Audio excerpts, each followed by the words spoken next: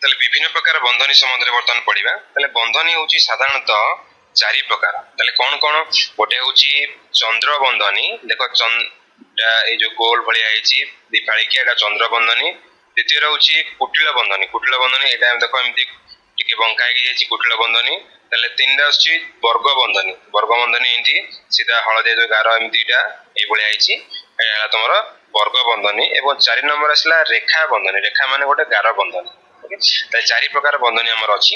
ତାହେଲେ ବନ୍ଧନୀକୁ ଆମେ କଣ ପାଇଁ ପଢୁଛେ? ଯେତେବେଳେ ବର୍ତ୍ତମାନ ଆମେ ପଢିବା, ଯେତେବେଳେ ଆମେ ପରିପ୍ରକାଶ ମାନଙ୍କୁ ସରଳ କରିବା, ତ ସେଇଠି ତମର ଅଧିକା ପରିପ୍ରକାଶ ବେଶୀ ଲମ୍ବା ଲମ୍ବା ଆସିବ, ସେଇ ଜାଗାରେ ଆମେ ବନ୍ଧନୀର ବ୍ୟବହାର କରିବା, ଯାହା ଦ୍ୱାରା କି ଆମକୁ ଗୋଟେ ଜିନିଷରୁ ଆଉ ଗୋଟେ ଜିନିଷକୁ ଅଲଗା କରିବାକୁ ସୁବିଧା ହବ। ପ୍ରଥମେ ଆମକୁ କଣ କରିବାର ଅଛି? ଆମେ ବନ୍ଧନୀ ଦେଖିକି ଜାଣିପାରିବା, ସେଇଠି ଆମେ ବନ୍ଧନୀ ବ୍ୟବହାର କରିବା। ତାହେଲେ ଆମେ ଯେତେବେଳେ ବନ୍ଧନୀ କୋଉ ବନ୍ଧନୀ କେମିତି ବ୍ୟବହାର କରିବା, ଆମେ ବର୍ତ୍ତମାନ ଚାରି ପ୍ରକାର ବନ୍ଧନୀ ଜାଣିଗଲେ। ତାହେଲେ ଦେଖ, ଯେତେବେଳେ ତମର ପ୍ରଥମେ ଗୋଟେ ବନ୍ଧନୀ ଦରକାର, ଗୋଟେ ବନ୍ଧନୀ ପାଇଁ ତମେ କେବଳ ଚନ୍ଦ୍ର ବନ୍ଧନୀ ବ୍ୟବହାର କରିବ, ଯୋଉ ଜାଗାରେ ଗୋଟିଏ ଦରକାର ଥିବ। ତାହେଲେ ଯୋଉ ଜାଗାରେ ତମର ଦିଟା ବନ୍ଧନୀ ଦରକାର ଥିବ, ସେଇଠି ତମେ ପ୍ରଥମେ କଣ ବ୍ୟବହାର କରିବ? ପ୍ରଥମେ ଚନ୍ଦ୍ର ବନ୍ଧନୀ, ତାପରେ ବ୍ୟବହାର କରିବ କୁଟିଳ ବନ୍ଧନୀ। এটা হচ্ছে অর্ডর, এই ক্রমরে তোমাকে ଯିବାକୁ ପଡିବ।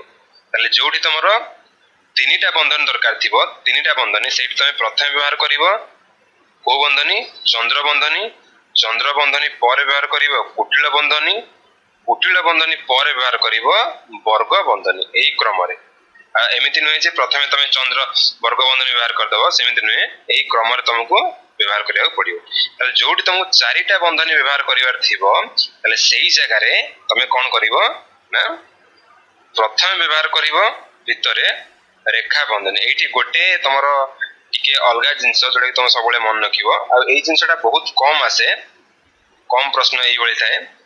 ଯେତେବେଳେ ଆମେ ଚାରିଟା ବନ୍ଧନୀ ବ୍ୟବହାର କରିବା, ସର୍ବପ୍ରଥମେ ଆମେ ରେଖା ବନ୍ଧନୀକୁ ବ୍ୟବହାର କରିବା, ତାପରେ ଅଲଗା ବନ୍ଧନୀକୁ ବ୍ୟବହାର କରିବା। ତ ଗୋଟେ ଜାଗାରେ ତମେ ବୁଝିପାରିଲ, ଗୋଟେ ଜାଗାରେ କଣ, ଦିଟା ଜାଗାରେ କଣ, ତିନିଟା ଜାଗାରେ କଣ, এই ক্রমରେ ତମେ ବ୍ୟବହାର କରିବ।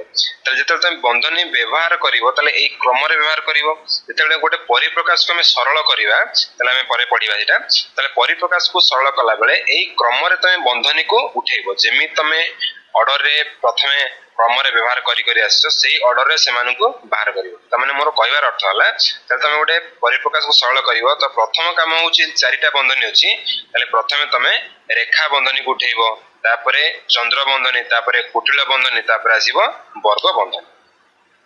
এই যে ପରିପ୍ରକାଶ ମାନଙ୍କୁ ସମାଧାନ କରିବା ପାଇଁ ଆମର ଗୋଟେ ଅର୍ଡରରେ ଗୋଟେ ସୂତ୍ର ଅଛି। ତାହେଲେ ସେ ସୂତ୍ରଟା ହଉଛି, ପ୍ରଥମ କାମ ହଉଛି ଆମେ ବନ୍ଧନୀ କାମ ସାରିବା।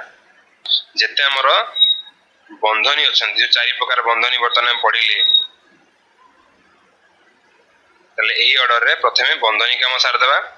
ତାପରେ ଆସିବା ଆମେ କାହାକୁ ନା ହରଣ କାମ ସାରିବା। ତାହେଲେ ହରଣ ପରେ ଆସିବା ଆମେ ଗୁଣନ, ଗୁଣନ ପରେ ଆସିବ ମିଶାଣ, ଏବଂ ମିଶାଣ ପରେ ଆସିବ ଫେଡାଣ।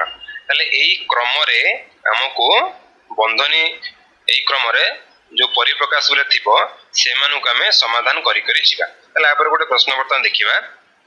ତାହେଲେ ସେ ପ୍ରଶ୍ନଟି କହୁଛି, ନିମ୍ନଲିଖିତ ମଧ୍ୟରୁ କେଉଁ ଉକ୍ତିଟି ଠିକ ହେବ? ତାହେଲେ ସେ ଦେଇଛି, ଉକ୍ତିଟି କଣ ଦେଇଛି? 12 ହରଣ 4 ମାଇନସ 1। ଯେମିତି ମୁଁ କହିଲି, ଏଇଟା ହଉଛି ତମର ଗୋଟେ ପରିପ୍ରକାଶଟେ, ଗାଣିତିକ ପରିପ୍ରକାଶ।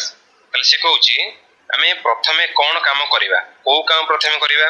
ତାହେଲେ ଯେତେବେଳେ ଆମେ ସରଳ କରିବା, ପ୍ରଥମେ ଆମେ ଦେଖିବା ବନ୍ଧନୀ ଅଛି ନା ନାହିଁ। ତାହେଲେ ବନ୍ଧନୀ ଏଥିରେ ନାହିଁ, ତାମାନେ ବନ୍ଧନୀକୁ ଆମେ ବ୍ୟବହାର କରିବାନି, ମାନେ ବନ୍ଧନୀ କଥା ଆମର ଉଠୁନି। ତାପରେ କାହାକୁ ଦେଖିବା? ହରଣ। ଏଥିରେ ହରଣ ଅଛି ନା ନାହିଁ, ହରଣ ଚିହ୍ନ ଅଛି ନା ନାହିଁ? ହଁ, ଏଇଠି ଗୋଟେ ହରଣ ଚିହ୍ନ ଅଛି। ତାମାନେ ଆମେ ବର୍ତ୍ତମାନ ବନ୍ଧନୀ ପର କାମ ହଉଛି, ଯେହେତୁ ବନ୍ଧନୀ ନାହିଁ, ଆମେ ବର୍ତ୍ତମାନ ହରଣ କଥା ବୁଝିବା। ତାହେଲେ ସେ ସେଇଠି ଏଇଠି ତମକୁ କହିଛି, ଯେତେବେଳେ ଆମେ 12 ହରଣ 4 ମାଇନସକୁ ସରଳ କଲା ବେଳେ ଆମେ କଣ କରିବା? ପ୍ରଥମେ 4 କୁ 1 ଦ୍ୱାରା ଫେଡାଣ କରିବା, এই ସବୁ ଜିନିଷ ଦେଇଛି। ତାହେଲେ ତମକୁ এই ସବୁ ଜିନିଷ ଦେଖିବା ନାହିଁ। ତାହେଲେ ତମେ ଯୋଉ ଅନୁସାରେ ସୂତ୍ର ଅଛି, ତମେ ସେଇ ଅନୁସାରେ ଆକୁ ଅନୁସରଣ କରିବ, ତ ସେଇ ଅନୁସାରେ ତମର ସିଧା ସିଧା ଉତ୍ତର ବାହାରିଯିବ। ତାହେଲେ ପ୍ରଥମ ହରଣ କାମ, ତ ହରଣ ପାଇଁ ଆମର ଦିଟା ସଂଖ୍ୟା ଦରକାର। ଦିଟା ସଂଖ୍ୟା କିଏ? 12 ହରଣ 4। ତାମାନେ ପ୍ରଥମ କାମ ହଉଛି ତମେ 12 କୁ 4 ଦ୍ୱାରା ଭାଗ କରିବ। ତାହେଲେ 12 କୁ 4 ହେଲେ 4 ତିରିକି ହଉଛି 12, ତମେ 3 ପାଇଲ, ତାପରେ ମାଇନସ 1। ତାପରେ କାମ ହଉଛି କଣ ନା, ତାପରେ ଗୁଣନ, ଗୁଣନ ନାହିଁ, ତାପରେ ମିଶାଣ, ମିଶାଣ ନାହିଁ, ତାପରେ ଫେଡାଣ।